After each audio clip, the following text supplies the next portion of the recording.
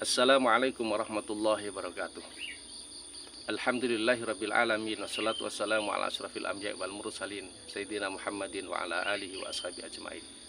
Asyhadu an la ilaha illallah wahdahu la syarikalah wa asyhadu anna Muhammadan abduhu wa rasuluhu la nabiyya wa la rasula ba'dah. Sahabat YouTube yang dimuliakan Allah Subhanahu wa taala. Hadirnya seorang anak, seorang putra bagi pasangan suami istri adalah merupakan satu dambaan. Bahkan Al-Quran menyebutnya sebagai busyroh tersendiri bagi seorang pasangan yang Allah berikan sebuah keturunan. Makanya realitasnya kita melihat saat ini ada saudara-saudara kita yang ada yang masih hitungan tahun, ada yang puluh tahun, bahkan berpuluh-puluh tahun Allah belum beri dia karena seorang putra. Sahabat YouTube yang dimuliakan Allah Subhanahu wa taala. Di dalam Al-Quran Allah berikan sebuah ibrah, sebuah contoh. Ada seorang yang berpuluhan tahun, bahkan dia baru di usia yang sangat senja. Usia dia sudah 100 tahun baru Allah berikan sebuah keturunan. Sebut saja dia adalah Nabi Zakaria alaihissalam. Nabi Zakaria ini menikah di usia 30 tahun, istrinya berarti 20 tahun. Tetapi Allah berikan dia putra di usia 100 tahun, berarti istrinya dalam usia 90 tahun. Nah, ada beberapa tip dan resep yang dilakukan Zakaria. Barangkali mungkin nanti bisa diamalkan oleh saudara-saudara kita, ya. Jadi seperti Nabi Zakaria ini sehingga Allah berikan keturunan dari Allah Subhanahu wa taala. Dan ini Allah badikan dalam beberapa surat Al-Qur'an. Di surah Maryam itu ada, di surah Al-Anbiya dan juga surah Al-Imran. Nah, pada kesempatan kali ini akan kita coba bagaimana Allah sebutkan ibrah itu dalam surah Al-Imran ayat 4 dan 6. Nabi Zakaria berdoa kepada Allah Subhanahu wa taala, qala rabbi inni wahnal 'azmu minni washta'ala ar-ra'su syaibah.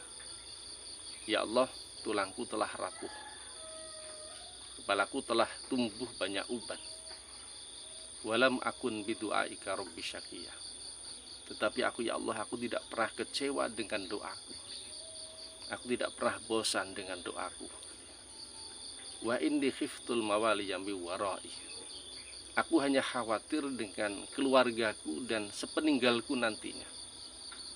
Maka nanti berarti akhiran, padahal istriku divonis sudah mandul. Fahabli min ladunka waliyya. Maka berilah aku, ya Allah, seorang putra.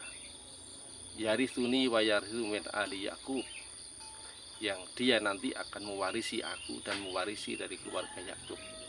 Waj'alhu rabbi radiyah, dan jadikan dia, ya Allah, seorang anak yang penuh ridho darimu. Sahabat YouTube yang dimuliakan Allah Subhanahu wa taala, ada beberapa poin yang dilakukan Nabi Zakaria dalam doa ini. Yang pertama adalah yang paling pokok, Nabi Zakaria tidak pernah kecewa dengan doanya.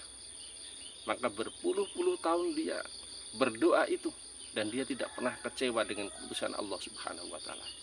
Tugas dia hanya berdoa, keputusan adalah Allah Subhanahu wa taala. Yang kedua adalah yang diminta Nabi Zakaria pada Allah Subhanahu wa taala adalah anak yang akan mewarisi kebaikan dia, mewarisi kenabian dia, mewarisi dakwah dia. Ini yang diminta Nabi Zakaria. Nabi Zakaria tidak minta pewaris harta dia. Kenapa? Mungkin karena memang satu, sangat tidak layak gitu ya. Tidak patut seorang nabi akan minta dan berpikir tentang masalah harta benda. Yang kedua, memang juga tidak ada satu pun riwayat yang menjelaskan bahwa Nabi Zakaria adalah nabi yang kaya raya. Sehingga yang diminta Nabi Zakaria adalah seorang anak, ya, yang nanti akan mewarisi kebaikannya yang selama ini ditebarkan kepada masyarakat, mewarisi dakwahnya dan seterusnya. Ini yang diminta Nabi Zakaria. Sahabat YouTube yang dimuliakan Allah SWT, maka dengan keteguhan itu, maka doa dia, maka Allah kemudian kabulkan dalam surah Maryam ayat 7 itu, ya Zakaria inna nubasyiruka bi ghulamin ismuhu Yahya lam naj'al lahu min qablu samiyya. Wahai Zakaria, aku beri busyra kepada kamu, aku kasih kabar gembira kepada kamu dengan seorang anak yang diberi nama dengan Yahya. Bahkan kata Allah, kami tidak pernah menciptakan hamba atau makhluk seperti dia sebelumnya. Masya Allah. Nah, Imam Qurtubi mengatakan dari busyra yang Allah sampaikan pada Zakaria itu ada 3 hal. Yang pertama adalah bahwa doa Zakaria tadi dikabulkan sama Allah, dan ini kemuliaan dari Allah Subhanahu wa taala. Yang kedua, Allah anugerahi seorang anak yang akan siap membantu ayahnya dalam dakwahnya.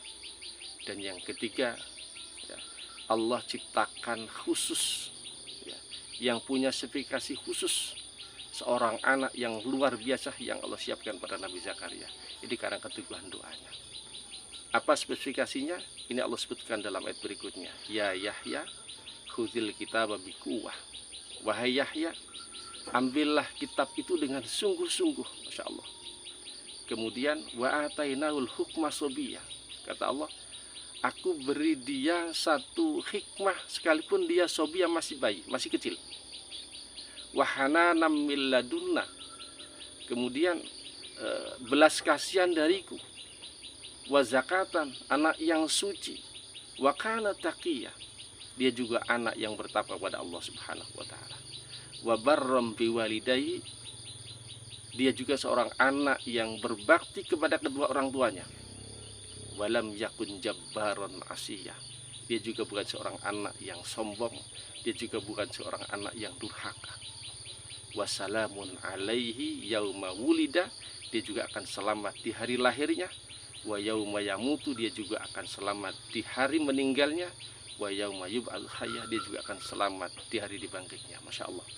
Ini spesifikasi anak yang luar biasa yang sudah Allah siapkan kepada Yahya yang akan diberikan pada Nabi Zakaria. Ini luar biasa. Kenapa? Karena kesungguhan doanya dan tidak pernah suudzon pada Allah Subhanahu wa taala. Oleh karena itu, kita doakan bersama, mudah-mudahan saudara-saudara kita yang sampai saat ini belum diketahui Allah Subhanahu wa taala, mudah-mudahan dengan kegiatan doa ibrah pada Nabi Zakaria, mengamalkan doa Nabi Zakaria ini, mudah-mudahan Allah juga akan segera kabulkan doanya. Mudah-mudahan bermanfaat. Assalamualaikum warahmatullahi wabarakatuh.